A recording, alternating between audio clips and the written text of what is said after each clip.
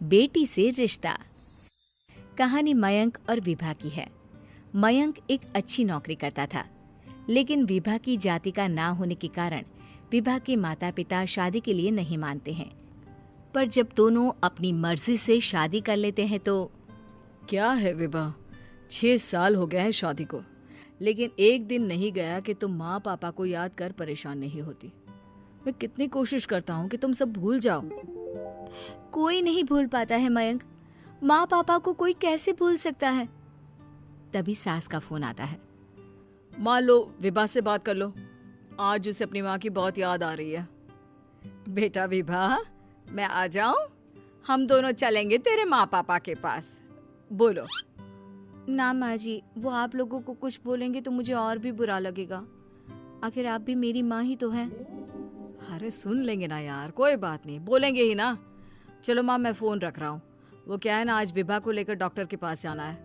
बहुत दिनों से इसके सर पर लगातार दर्द हो रहा है। अरे हाँ हाँ, ले जा बेटा, सर दर्द को हल्के में नहीं लेना चाहिए। वैसे भी ना बहू सोचती बहुत है। मयंक माँ का फोन रख देता है और दोनों कार से अस्पताल जाते हैं। लेकिन जैसे ही वो लोग अस्पताल जाते हैं, विभा को स्ट्रेचर में नर्स उसकी माँ को लेकर जा रही दिखती है। मयंक, माँ, मयंक वो मेरी माँ है। इतने सालों बाद देखी भी तो इस हाल में मैं उनके पास जा रही हूँ। अरे रुको, कहीं वो लोग तुम्हें देखकर और परेशान ना हो जाए, या फिर तुम्हें कुछ बोल ना दे विभा, तुम फिर परेशान हो जाओगी।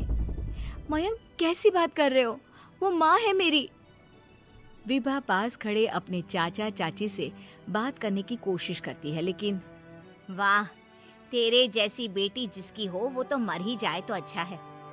वैसे पार्क में पैर फिसला है तेरी माँ का, रीढ़ की हड्डी टूटी है। रिद्धि को चाची की बात का बिल्कुल बुरा नहीं लगता। शायद वो सुन ही नहीं रही थी कि चाची क्या कह रही थी। वो सीधे माँ के कमरे में जाती है। कौन है आप? ये मेरी माँ है, मेरा नाम रिद्धि। रिद्धि नाम है ना आपका? दर्द में भी ये आपका ही नाम ले रही थी। हाँ, ये सुनते ही रिद्धि का कलेजा मुंह में आ जाता है। ये वही माँ है जिसने कड़े शब्दों में ये कह दिया था कि अब तेरा मेरा रिश्ता खत्म। फिर रिद्धि का पति मयंक भी वहां आ जाता है। सामने खड़े होते हैं रिद्धि के पिता। पापा, क्या हुआ माँ को? वो पार्क में गिर पड़ी, रीढ़ की हड्डी में चोट आई है। रिद्धि पिता की तरफ देखती है, लेकिन पिता मुंह फेर लेते हैं। पता है मयंक, माँ दर्द में मेरा नाम ले रही थी। मेरी माँ मुझे याद कर रही थी मयंक। मैं माँ को कुछ नहीं होने दूंगी, देख लेना। हाँ रिद्धि, हम मिलकर माँ का ख्याल रखेंगे, उन्हें फिर से खड़ा कर देंगे। लेकिन भैया कहाँ हैं? रिद्धि पिता के सामने जाकर खड़ी हो जाती है। पापा, भैया कहाँ है? वो अमेरिका में है, वो नहीं आ पाएगा।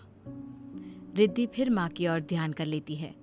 उस पूरी रात रिद्धि माँ को देखती खड़ी रहती है। पिता मन ही मन सोचते हैं, जब इतना ही प्यार था तो क्यों चली गई किसी एक अजनबी के लिए हम सभी को छोड़कर। तभी डॉक्टर बाहर आते हैं। आपकी वाइफ को होश आ गया है, क्या मैं उनसे मिल सकता हूँ?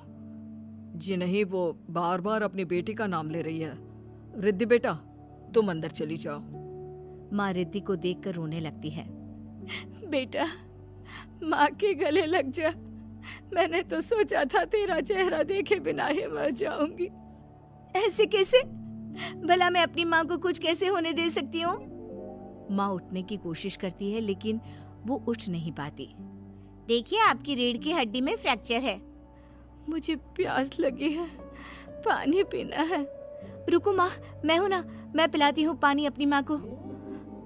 कोई और नहीं आया? तेरे चाची चाचा आए थे माँ, पर शायद मुझे देखकर चले गए। जाने दे, इस वक्त भी पुरानी रंजिश देख रहे हैं। और रंजिश भी कैसी? माँ अपनी बेटी से नाराज ही तो थी। रिद्धि अब पूरे समय माँ के साथ रहती है। उनके हर काम को करने में उनका सहारा बनती है। फिर एक रोज, आज आपको चलने की कोशिश करनी थी, लेकिन हमारे फिजियो के डॉक्टर नहीं आए जो आपको पकड़कर चलाते, तो फिर आज। डॉक्टर साहब, मैं हूं ना, मैं माँ को चलने में मदद करूंगी। रिद्धि माँ को चलाती फिराती, उनके खाने पीने का ख्याल बेटी